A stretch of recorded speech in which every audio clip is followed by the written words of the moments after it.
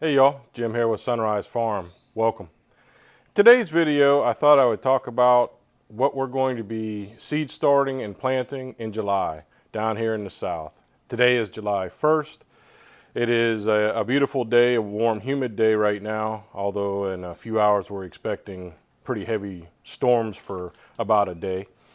But I thought today would be a great day to talk about, especially down here in the south. I live in Zone 8B, but pretty much anywhere in the south is going to be experiencing July and August very hot temperatures, especially mid-afternoon, almost unbearable and almost hard to do anything actually in the garden out in the middle of the sun.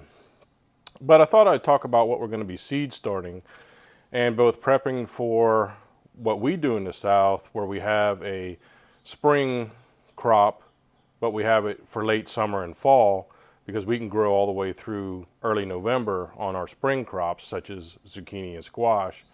But also we're prepping now for starting our fall, some of our fall plants as well, because that season is rapidly upon us and approaching fast for full-fledged fall planting.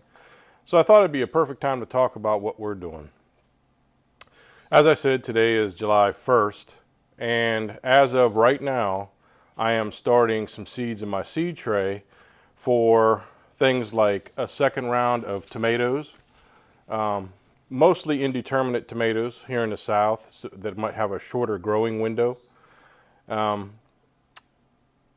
right now we can plant, like I'm going to plant Hasinator and Marglobe. Those will go off probably starting around mid-October, seed starting them now, and give me a harvest up to our first frost. Clearly tomatoes won't last a frost unless you have them in protection of some sort, but I'll still get basically what's considered for us a fall harvest on tomatoes. I also am starting today Brussels sprouts. Brussels sprouts take a while to grow out, and they take a long period of time in the ground. So if you're into growing Brussels sprouts, today basically is the day if you haven't already planned on it in the south. Any time this week, really. Coming up in about a week, or a few days, latter part of this week, I guess, I'll be starting a couple of early cabbages. So a early Jersey cabbage and a Savoy Perfection cabbage. I'll also be starting another round of okra for the kind of fall season. In about another week to 2 weeks, I'll be starting a round of butternut squash and a few other winter squashes. Red jewel cabbage, cauliflower, broccoli, Copenhagen cabbage. Now, Copenhagen cabbage is your bigger headed cabbage, so it takes a longer period of time. Plus, it can tolerate frost. So some of these get started this month. Everything I'm going to talk about today gets started in July. Some of them will go all the way up into kind of the first frost area for us. But also, like I said, some of the spring summer crops, cucumbers, squash, and zucchini, I'm also going to be starting. And also possibly get started later this month with a round of collards. Now, I will say that some of these things, such as broccoli, of course, the cucumber, squash, zucchini, even a couple of the shorter day cabbages, I will probably do succession plantings of going into August. At least the things that I can pull off if they happen to be like squash and zucchini, pull off before, roughly speaking, the first week in November is when we are proposed to have our first frost, and we'll just see. Part of it for us is we're trying to do both our local farmers market and incorporate ministry, trying to do food giveaway.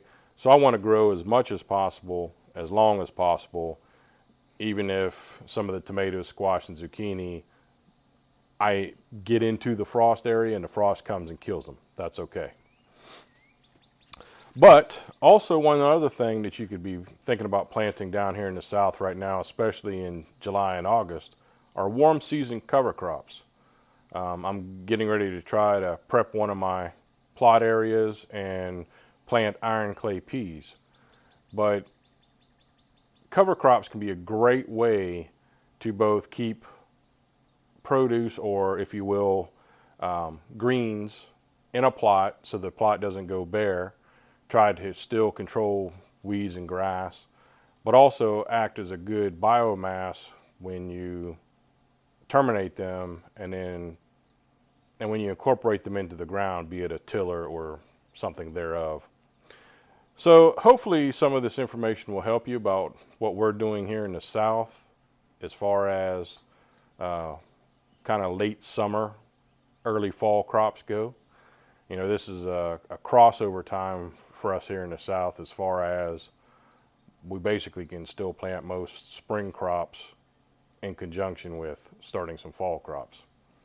So anyway, like I said, I hope this helps you a lot. Just let me know in the comments what y'all start planting. And I know it's obviously different if you live a little more up north, or perhaps even different if you live down, you know, in Florida, 9 and 10. But either way, I'd love to know the information about what y'all start planting, how y'all planting season goes. It just, you know, I like to learn things. So I've got a video coming up on some trial and error things I've been doing and planting wise. So be looking for that in probably about a week, or by this weekend perhaps. So yeah, so that's all for today. Just wanted to give you that quick July 1st update and hope this helps you. Thank you so much for watching this video. As always, you're a great blessing to me. Take care. God bless you. Have an amazing day in the Lord. We'll talk to you soon.